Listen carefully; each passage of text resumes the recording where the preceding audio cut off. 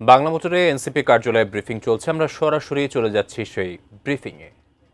এই প্রক্রিয়াতে অংশগ্রহণ করতে চাই, সেই ক্ষেত্রে তাদের জন্য আমরা ফর্ম, যেটা আবেদন ফর্ম, এটা নট দা একদম ফাইনাল নমিনেশন ফর্ম, সেটার ফি রেখেছি আমরা 2000 টাকা। অর্থাৎ আপনারা জানেন যে আমাদের দলীয় আমরা চাঁদাবাজি সন্ত্রাসের বিরুদ্ধে রাজনীতি করতে চাই। ফলত যারা আমাদের সাথে অঙ্গীভূত হবেন, একীভূত হবেন, তাদেরকে সেখানে একটি নামমাত্র ফি দিয়ে, অন্যান্য যেই আপনারা জানেন ইলেকশনের জামানত ফিটা এবার 50,000 টাকা করা হয়েছে, নতুন যে রুলস রেগুলেশন সেখানে এসেছে। ফলত আমরা ন্যূনতম একটা ফি রেখেছি আমাদের যে কস্টিংটা রয়েছে দল চালানোর জন্য এবং আমাদের ডে টু ডে যে অপারেশনগুলো রয়েছে সেগুলো অ্যাক্টিভিটিসগুলো চালানোর জন্য।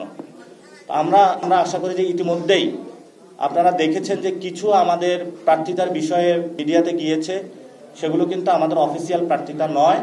তবে যারা বিভিন্ন জায়গায় কাজ করেছেন সেই জায়গা থেকে তারা তাদের ইচ্ছা প্রকাশ করেছেন, মিডিয়া ভাইদের সাথে তাদের যোগাযোগ হয়েছে, তারা সেখানে জানিয়েছেন।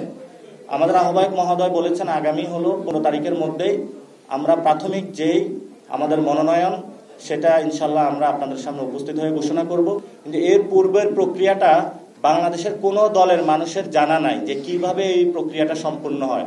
আমরা মানুষের সামনে এই প্রক্রিয়াটা স্বচ্ছভাবে করতে চাচ্ছি।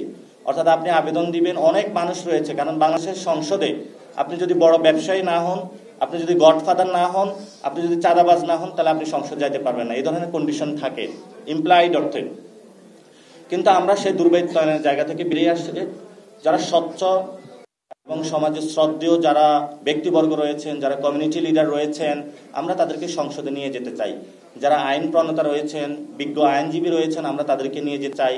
যারা ডক্টরস আছেন, যারা ইঞ্জিনিয়ার্স আছেন, সমাজের প্রান্তিক লেভেলের যারা শিক্ষক আছেন এবং সমাজের গণ্যমান্য যারা ব্যক্তি রয়েছেন, যারা একদম মানুষের প্রান্তিক লেভেলে যাদের যোগাযোগ রয়েছে।